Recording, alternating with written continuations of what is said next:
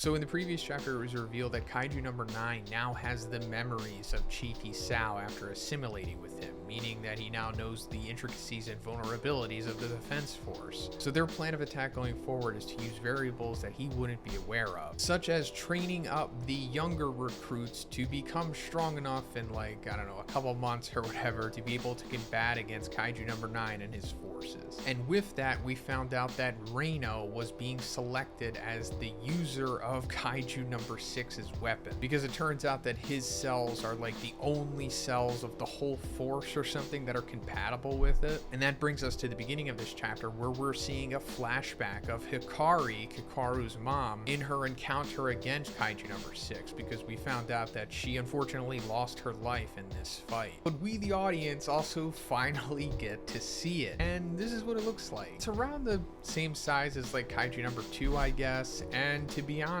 I don't really know what I was expecting, because we never really got any insight into this thing at all. We only heard about it. Even more recently, that it was referred to as the King of Monsters. I mean, even Hikari is giving it that moniker in this chapter. But regardless, this thing was and is a super beast. Also, we're getting a better look at Hikari's numbered weapon here. Her weapon was made from like number 4. I'm also pretty sure the suit that we saw her wearing was made from number 4 as well. I think it's fair to say that Kikaru is eventually going to get this spear thing and the suit as well. I mean, it only makes sense, right? I mean, especially since they've been setting her up to use like a bladed weapon with the axe that she's been wielding so far. And I'm sure it's going to have like a similar setup to what we're going to be seeing in this chapter, as to where like no one else was able to use this gear because it's just too powerful, and eventually Kikaru is going to be strong enough to be able to use it. But anyway, we're coming back to the present, and we're seeing that Ogata, the commander of the 4th unit, is finding out that Reno was selected to be the user of number 6. And he says that Kaiju number 6 not only was 9.6 resilience, it was able to lead an attack of multiple monsters wielding base level strength. The 2nd unit, led by Commander Hikari Shinomiya, engaged with it at Odawara, but with the 1st unit's reinforcements, they were able to subjugate it, but there were many sacrifices. It's a symbol of despair, and we see him like looking at the paper that announced that she had died in that battle. But he's revealing that it was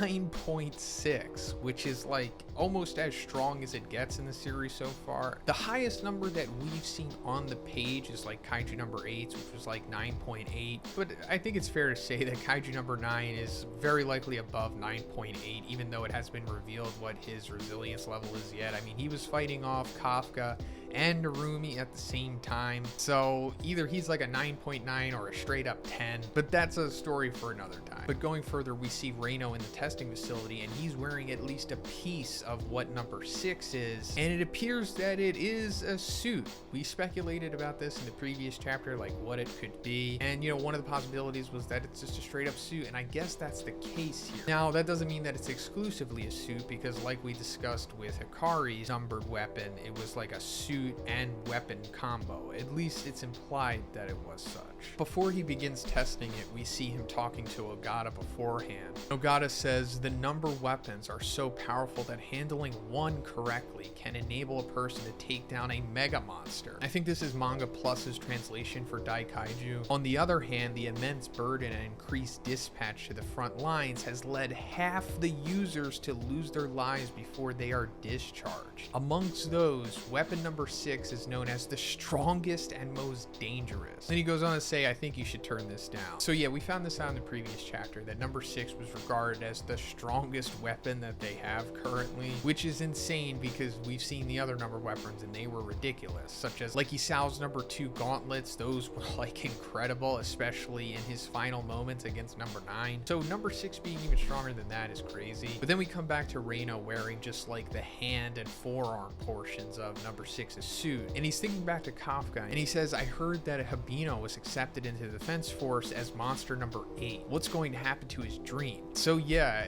it's been that long since these two have been able to talk, I suppose, since, you know, he was exposed as number 8 to defense corps and came in, and then number 9's ant attack and all that stuff, and he says who's going to save him. And this just further reinforces Reno's motivation, but also reminding us, the audience, of their relationship. So then they start the test, and Reno says, even though it's just the arm gear, I feel like my energy's getting drained. And then we see like number 6 right in front of his face, or at least the force or the implied presence of number 6. We've seen Kafka have like a relationship with his own inner kaiju previously, but also when he was facing off against Isao, we saw that his force using number 2 felt as if he was literally number 2 in front of him. But before he's able to go any further, he just like passes out and he like wakes up in an infirmary and Iharu's in front of him and he's like, oh, you're finally awake. And then Reino's like, so I see I failed to be compatible with number 6. And Ogata's there, of course, and he's like, has it sunk in now how frightening it is to use an eminent monster weapon? It wasn't even the full suit, yet it put that much strain on you. Can you imagine what would happen if you put the full gear on? So yeah, that goes back to what we were talking about earlier with this being a full suit. And yeah, and I think that's a pretty cool change of pace. But like I also said,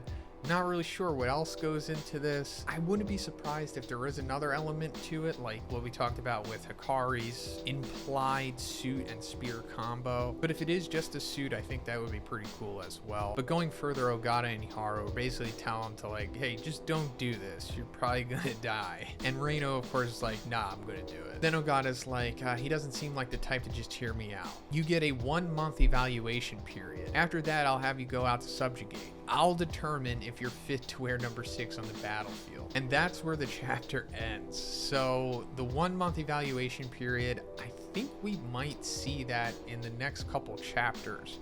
But not only for Reino, but for the rest of the characters that are being built up here. Like the main ones, I guess, are going to be Haruichi, Iharu, Aoi, and Hoshina, of course, because we saw that number 10 is going to be made into a weapon that he's going to be using. So if the training arc hasn't already started, I guess this is going to be the beginning of it. And I'm totally on board with that. I know a lot of people have issues with training arcs, but I don't really have a problem with them, especially if they're done correctly, especially because it gives you more insight into like the intricacies and the nuances of things that they're going to be doing in the future, and it just shows their path to obtaining those abilities. Sometimes it can be a little off-putting when a character just shows up and they're like, yeah, I did some training off panel and now I'm God. That's pretty convenient, right? And also at the same time, these training arcs can give more development to these characters that most likely really need it, especially like these ancillary characters like Iharu, Harumichi, Aoi. So I'm totally on board with it. And I also kind of have a feeling that this series might not be as long as we think it's going to be. Like I know we're on chapter 59 right now, but I wouldn't be surprised if it only goes a little past like chapter 100, because it does seem to be moving at a fast pace. And I wouldn't be surprised like the next time that Kaiju number 9 comes back is going to be like the final battle. I don't want to worry anyone who's looking for longevity in this series, but I'm just saying, don't be surprised if it's not as long as you thought it was going to be. But yeah, that's pretty much it for the video today, guys. Let me know what you think about this one in the comments, and if you liked it, please give it a like, and please subscribe if you haven't already. Have a great day. I'll see you in the next one.